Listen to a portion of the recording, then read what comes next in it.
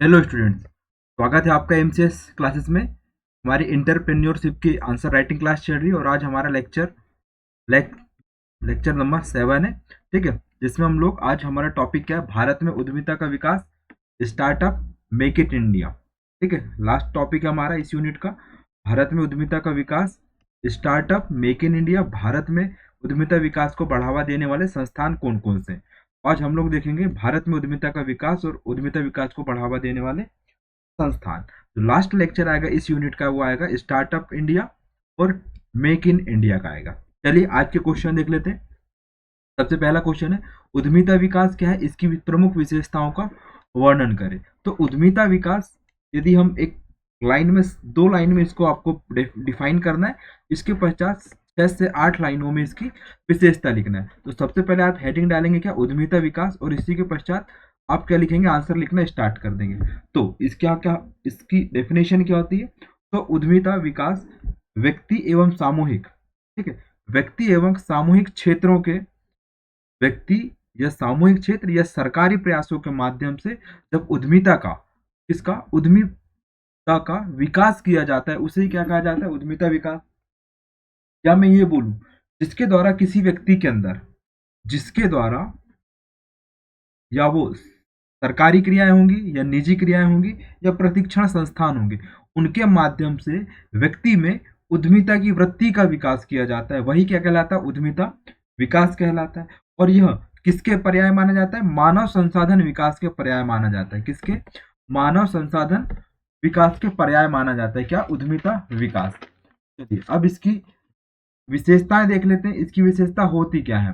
सबसे पहले तो सिंपल सी चीज है, इसकी विशेषता क्या होगी, उद्यमिता विकास की विशेषता बताइए। तो सबसे पहले ये व्यक्ति में किसका क्या करता है, व्यक्ति में जोखिम वहन करने की क्षमता का विकास करता है। किसका, जोखिम लेने की क्षमता का विकास करता है। और ये वातावरण के क्या करता है, दूसरा पॉइंट लिख लीजिएगा आप, वातावरण के साथ अनुकूलनता प्रदर्शित करता है कि आप जिस वातावरण में रह रहे हैं वहां पर किस टाइप का स्टार्टअप करने के लिए, क्या वहां पे एटमॉस्फेयर है, क्या वहां पे कल्चर है, आप किस टाइप के वहां पे इंडस्ट्री को डेवलप कर सकते हैं, ये इसको देखा जाता है इसके अंतर्गत। ठीक है, तीसरा पॉइंट लिख लीजिए आप, ये क्या करता है, समरूपता के सिद्धांत को प्रदर्शित करता है। किसके, समरूपता के सिद्धांत को प्रदर्शित करता है। ठीक है, अब देखते हैं नेक्स्ट पॉइंट इसका क्या हो जाएगा।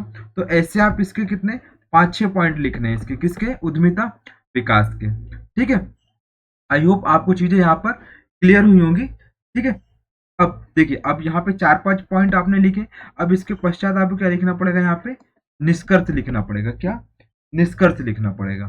ठीक है, क्लियर, यहाँ तक की चीजें क्लियर हुई होंगी आपको। अब नेक्स्ट क्वेश्चन है हमारा कि भारत में उद्यमिता विकास कार्यक्रम में संक्षेप में टिप लिखे, यानी कि टिप्पणी, कमेंट्स करें। अब बताइए, भारत में उद्यमिता विकास कार्यक्रम कब से प्रारंभ हुआ। ठीक है, कब से प्रारंभ हुआ भारत में उद्यमिता विकास कार्यक्रम, ये आपको बताना है। चलिए आप बताइए, 1 मिनट तक के मैं आपका वेट करता हूँ, बताइए, आप लिखिए इसको।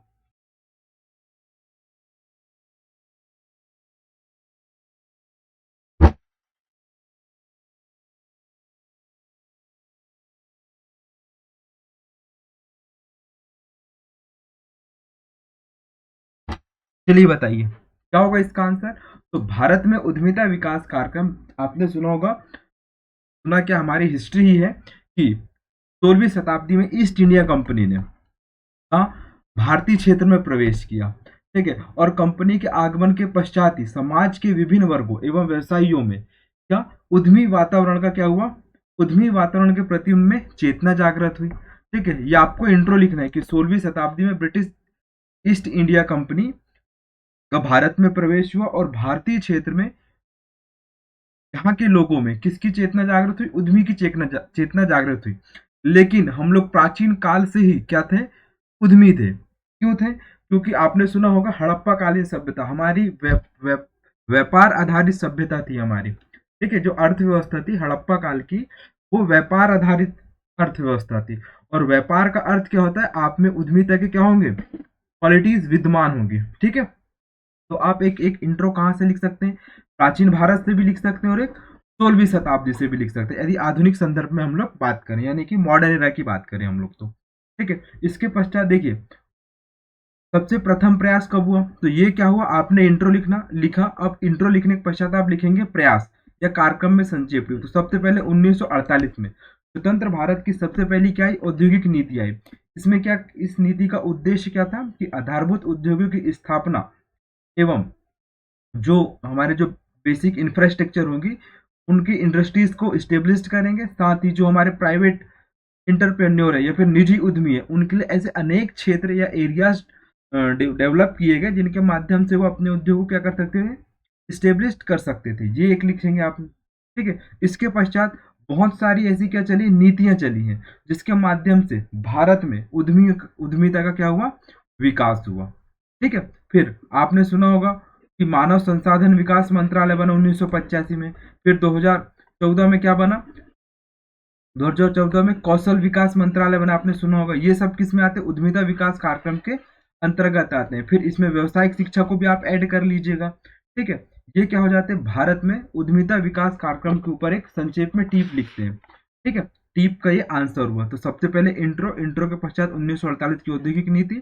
फिर 1985 में क्या लिखेंगे आप, मानव संसाधन विकास मंत्रालय, ठीक है। जो पहले शिक्षा मंत्रालय था उसको मानव संसाधन विकास मंत्रालय किया गया। फिर 2004 फिर व्यावसायिक शिक्षा, व्यवसाय आधारित शिक्षा देने का प्रयास किया गया।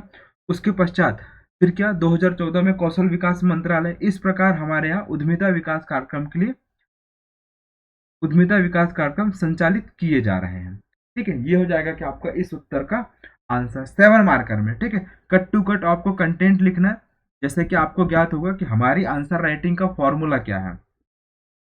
डेली में बताता हूँ, इसलिए बताता हूँ ताकि आपको चीज याद रहे। CPI क्या होता है, CPI, C यानी कि कंटेंट, P प्रेजेंटेशन आपका, और I बोले तो इनोवेशन, ठीक है। ये आपके आंसर राइटिंग की क्या होती है, डिमांड होती है। एक अच्छे और परफेक्ट आंसर की डिमांड क्या होती है, वो 3 चीज ये फुलफिल करे, ठीक है। इसके पश्चात फिर अंत में आता है कि आपकी राइटिंग किस प्रकार है। चलिए, ठीक है। नेक्स्ट क्वेश्चन है हमारा,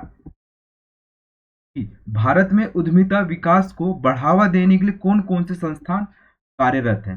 तो देखिए, बहुत ही अच्छा क्वेश्चन है ये, क्या तो 11 नंबर में आएगा या फिर 7 नंबर में आएगा, ठीक है। तो सबसे पहले आपको उद्यमिता विकास कार्यक्रम लिखने की, वह कार्यक्रम जिनके माध्यम से व्यक्ति में उद्यमिता की वृत्ति का विकास किया जाए, वही क्या कहलाता है, उद्यमिता विकास कार्यक्रम कहलाता है। क्या कहलाता है, उद्यमिता विकास कार्यक्रम। आई होंगी चीजें आपको समझ में, ठीक है। अब देखते हैं भारत में ऐसे कौन कौन से संस्थान हैं जो उद्यमिता विकास के लिए कार्य कर रहे हैं। तो सबसे पहले राष्ट्रीय उद्यमिता एवं लघु व्यवसाय विकास संस्थान, लिख लीजिए आप, राष्ट्रीय उद्यमिता एवं लघु व्यवसाय विकास संस्थान। कब बना ये, 1983 में बना। कहां पर बना ये, नई दिल्ली में बना। और इसका उद्देश्य क्या था कि उद्यमिता एवं लघु व्यवसाय के विकास में संलग्न संस्थाओं को क्या करना, मार्ग प्रदर्शित करना या मार्गदर्शन देने का कार्य था इसका। सिंपल सा कार्य क्या था कि उद्यमिता एवं लघु संस्थान के विकास में जो भी संस्थाएं इसमें क्या ऐड हुई हैं उनको क्या करेगा, दिशा निर्देश, गाइडेंस देगा, और क्या करेगा, डायरेक्ट करेगा, आप ऐसा काम करिए जिससे आप में क्या, उद्यमिता का डेवलप हो, ठीक। ये एक संस्थान हुआ। दूसरा संस्थान लिख लीजिए, ये 2 नंबर में भी आ सकता है कि राष्ट्रीय उद्यमिता एवं लघु व्यवसाय विकास संस्थान कहाँ पर है, कब स्टेब्लिश हुआ, तो नई दिल्ली में है। और कब स्टेब्लिश हुआ, जब भारत ने पहली बार वर्ल्ड कप जीता था 1983 में। इसके पश्चात दूसरा संस्थान है राष्ट्रीय उद्यमिता विकास मंडल, या राष्ट्रीय उद्यमिता विकास मंडल, ठीक है। ये संस्था क्या काम करेगी कि उद्यमिता विकास के लिए नीति निर्धारण करने वाली शीर्ष संस्था है ये।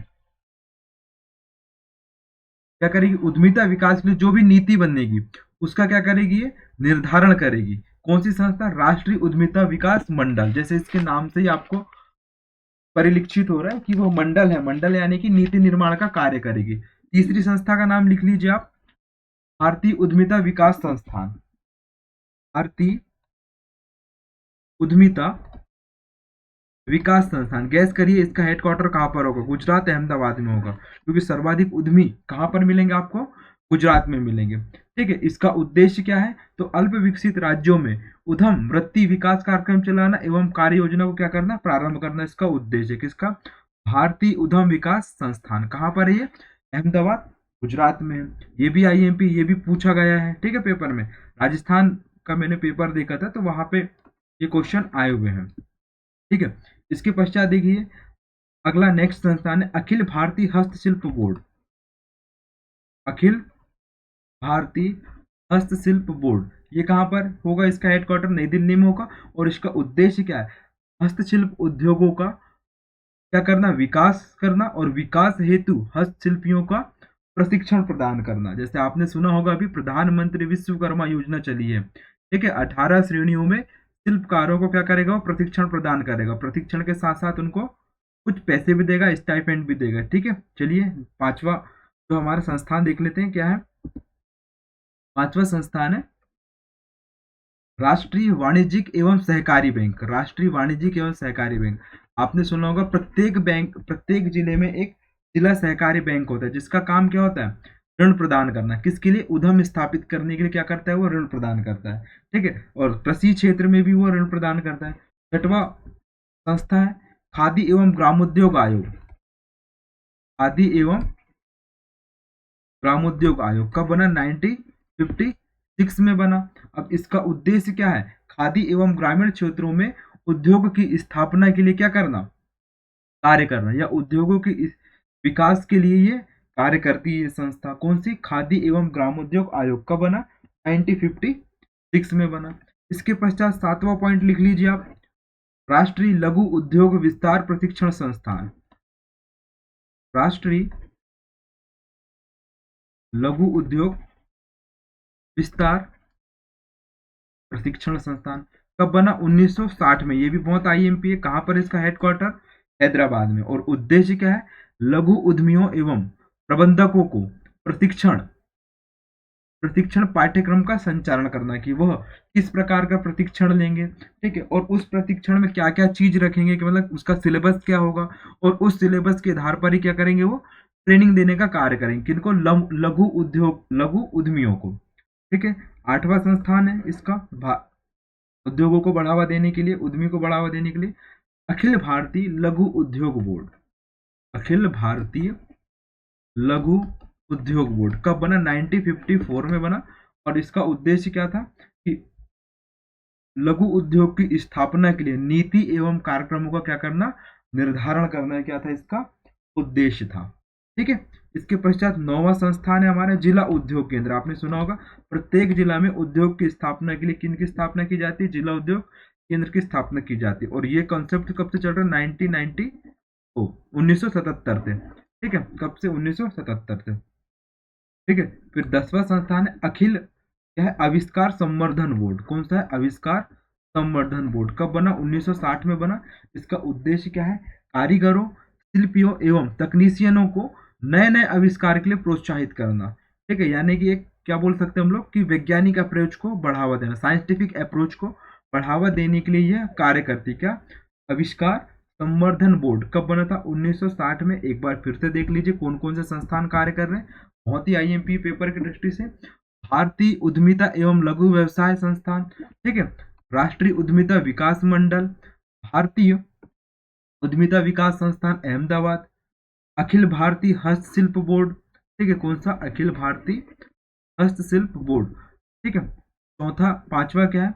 राष्ट्रीय राष्ट्रीयकृत वाणिज्यिक एवं सहकारी बैंक, ऑपरेटिव बैंक आपने सुना होगा।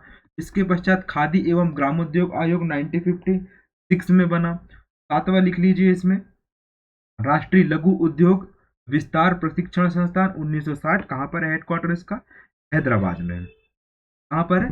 हैदराबाद में। आठवां फिर से देख लीजिए, अखिल भारतीय लघु उद्योग बोर्ड कब बना? 1954 में बना। इसका उद्देश्य क्या था? लघु उद्योग के संबंध में नीति एवं कार्यक्रमों को क्या करना? निर्धारण करना इसका प्रमुख उद्देश्य था। फिर नौवा क्या है? जिला उद्योग केंद्र की क्या करना? स्थापना करना। किसकी? जिला उद्योग केंद्र की स्थापना करना। 10वां क्या है? आविष्कार संवर्धन बोर्ड 1960 में बना। कारीगर, शिल्पियों एवं तकनीशियनों को नए नए आविष्कारों के लिए क्या करना? प्रोत्साहित करना, यानी कि उनके इंक्रीज करना, कि हाँ आप ये काम कर सकते हैं, उनको सहायता करना, सपोर्ट करना, एक हेल्दी इन्वायरमेंट देना जिससे वो अपने अनुसंधान एवं कार्यों को क्या कर सके? अनुसंधान एवं विकास कार्यों को सुगमता पूर्वक संचालित कर सके। ठीक है, ये हो गया क्या हमारा भारत में उद्यमियों को बढ़ावा देने के लिए प्रमुख संस्थान। ठीक है, अब देखते हैं नेक्स्ट क्वेश्चन है हमारा, उद्यमिता विकास कार्यक्रम क्या है, 10 मार्कर है ये, और इसकी वर्तमान में प्रासंगिकता को बताते हुए इसके महत्व को बताइए। ठीक है, महत्व और प्रासंगिकता एक ही हो जाएगी। ठीक है, लेकिन हम लोग देख लेते हैं उद्यमिता विकास कार्यक्रम क्या है, तो वही आपको डेफिनेशन लिखना है। किसी भी व्यक्तियों में उद्यमी के गुणों को या वृत्ति को विकास करने की प्रक्रिया को क्या कहलाता है, उद्यमिता विकास कार्यक्रम कहलाता है। या यूं कहें हम लोग कि वह सामूहिक या निजी प्रक्रिया जिसके माध्यम से, ठीक है, वह सामूहिक या निजी प्रक्रिया या सरकारी प्रयास जिसके माध्यम से व्यक्ति में उद्यमशीलता के गुणों का क्या समावेश करके उसका विकास किया जाता है, और ऐसे कार्यक्रमों को ही क्या कहते हैं हम लोग, उद्यमिता विकास कार्यक्रम कहते हैं। ठीक है, और एक लाइन लिख लेगा, उद्यमी होते नहीं हैं, उद्यमी बनाए जाते हैं। क्या होते हैं, उद्यमी होते नहीं है, उद्यमियों को क्या किया जाता है, बनाया जाता है। ठीक है, और यह मानव संसाधन का क्या है, एक पर्याय माना जाता है, किसको, उद्यमी को। ठीक है, चलिए अब क्या उद्यमिता की, सबसे पहले देख लेते हम लोग क्या उद्यमिता की वर्तमान प्रासंगिकता है क्या।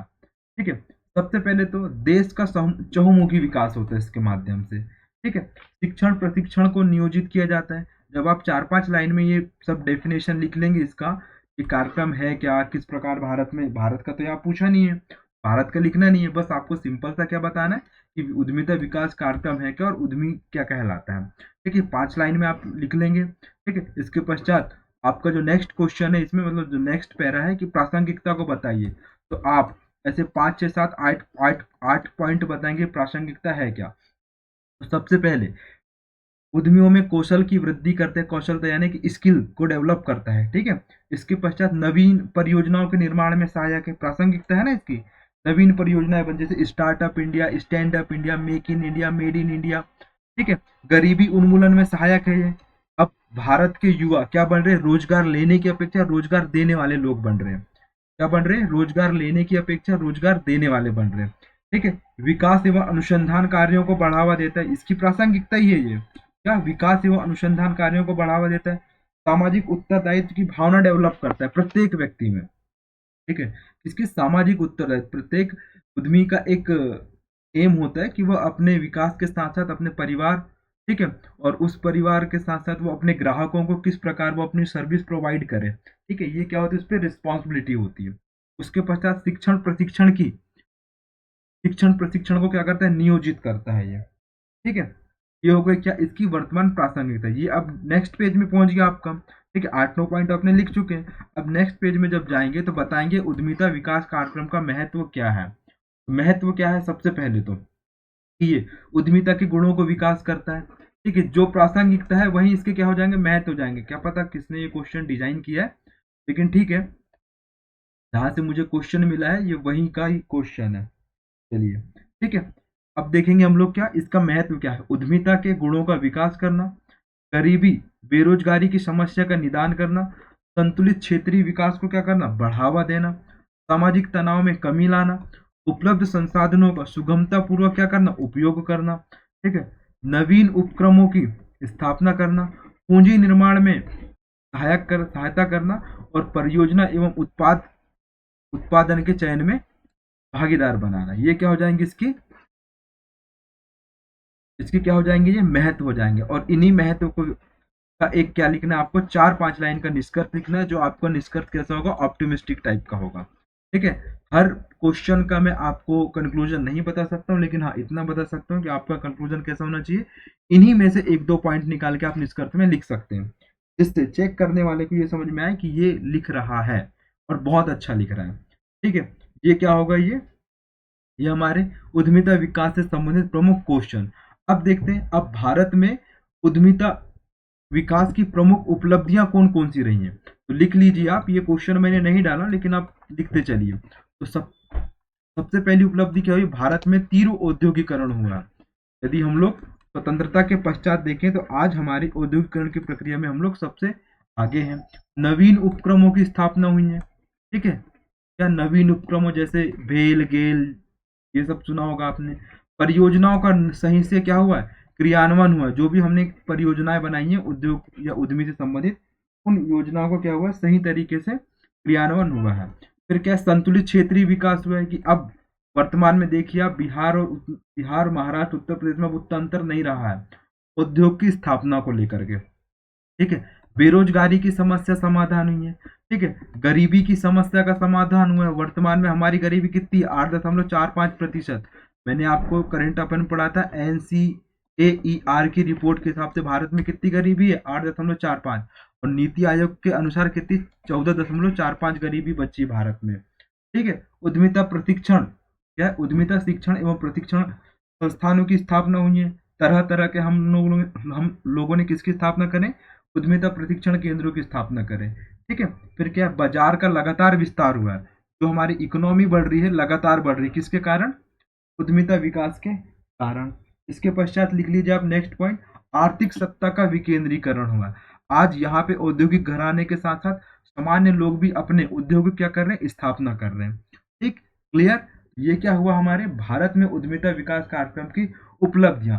लेकिन कुछ चुनौतियां भी हैं अभी भी उद्यमिता विकास के समक्ष, क्या है, चुनौतियां या समस्या भी हैं। अब क्या क्या समस्या है, सबसे पहले तो क्या है, पूंजी की समस्या है कि किसी भी व्यक्ति को अपनी उद्योग की स्थापना करने के लिए पर्याप्त मात्रा में वित्त या पूंजी की आवश्यकता होती है, लेकिन वह पूंजी की आपूर्ति नहीं कर पाता है। बैंक भी उसे ऋण देने से पहले 10 बार सोचती है, तरह तरह के डॉक्यूमेंट्स लिखवाती है, उसकी असेट्स को गिरवी रखती है अपने पास, तब जाके वो लोन देती है। दूसरा क्या है, यहाँ पे कुशल प्रबंधकों का अभाव है कि यहाँ पे स्किल्ड जो मैनेजर है वो वहाँ यहाँ पे नहीं है, लैक है उनका। ठीक है, अभाव है, जिसके कारण वह सही स्टार्टअप को स्टार्ट कर पाते हैं, लेकिन अच्छे से संचालित नहीं कर पाते हैं, और वह अंततः क्या हो जाते हैं, फिर वो डिफाल्टर घोषित हो जाते हैं। ठीक है, बंद हो जाते हैं। बड़े उद्योगों से स्पर्धा है। ठीक है, मान लीजिए किसी ने गांव में ब्रेड की फैक्ट्री डाली, लेकिन अब क्या, हमको ब्रांडेड ब्रेड चाहिए, सामान्य व्यक्ति के द्वारा बनाया गया ब्रेड तो नहीं खाएंगे हम लोग। ठीक है, इसी प्रकार यही है कि बड़े उद्योगों से क्या है, प्रतिस्पर्धा है हमारी। व्यवसायिक शिक्षा व प्रशिक्षण का अभाव है। आपको उद्योग की स्थापना के लिए क्या, व्यवसायिक शिक्षा व प्रशिक्षण का क्या है, अभाव है, जिसके कारण आप नवीन उद्योग या फिर नए उद्योग की स्थापना नहीं कर पा रहे हैं। फिर क्या है, कर एवं व्यवहार की अधिकता, कि तरह तरह के आपको उद्योग की स्थापना करने के लिए तरह तरह के टैक्स देने होते हैं। ठीक है, और उद्योगों की स्थापना से पूर्व भी आपको कई तरह के ऑफिस में जाना पड़ता है, जहां से आपको लाइसेंस लेना होता है। लेकिन आजकल सरकार के द्वारा सिंगल विंडो सिस्टम के माध्यम से नवीन उद्योगों की स्थापना के लिए कार्य कर रहे हैं। ठीक है, फिर क्या है, प्रेरक तत्वों का अभाव, जो आपको मोटिवेट करते हैं उद्योग की स्थापना के लिए, कि आपको अधिक लाभ होगा, आप इस फील्ड में कार्य करेंगे तो आपको आसानी से आप इस क्षेत्र में आगे बढ़ सकते हैं। ये इस तरह के जो मोटिवेशन है उसका भी अभाव है। और अंत में लिख लीजिएगा, उचित सरकारी नीतियों का अभाव है, इसके माध्यम से हम नवीन उद्योगों की स्थापना नहीं कर पाते हैं। ठीक है, क्लियर, यहाँ तक कि आपको चीजें क्लियर हुई होंगी। अब इसके लिए सुझाव क्या दे सकते हैं आप उद्यमिता विकास के लिए। सबसे पहले युवाओं परिवार और समाज में उद्यमी प्रवृत्ति को बढ़ावा देना। किसमें, समाज, युवा और परिवार में उद्यमी प्रवृत्ति को बढ़ावा देना। समाजीकरण की प्रक्रिया में स्वावलंबन, ठीक है, स्वावलंबन के साथ साथ कर्मशीलता क्रियाओं को बढ़ावा देना। उद्यमिता विकास हेतु शोध एवं अनुसंधान विकास कार्यों को बढ़ावा देना। स्वरोजगार योजनाओं का अधिक से अधिक प्रचार प्रसार करना, ताकि वह सरकार से मिलने वाली सहायता को प्राप्त कर सके और अपने नवीन उद्योगों की स्थापना कर सके। उद्यमिता साहित्य का प्रसार करना, जो भी, जैसे आपने सुना होगा, ऐसे कई प्रकार के साहित्य मिलते हैं मार्केट में, जिसके माध्यम से आप पढ़ के अपने नवीन उद्योग क्या कर सकते हैं, स्थापना कर सकते हैं। ठीक है, फिर क्या है, शिक्षण पाठ्यक्रमों में व्यवसायिक शिक्षा एवं रोजगार उन्मुख शिक्षा को बढ़ावा देना। ये क्या हो जाएंगे, सुझाव हो जाएंगे। ठीक है, आप लिख लीजिएगा, पेन टेप उतने अच्छे से आज काम नहीं कर रहा है तो आप लिखते चलिए।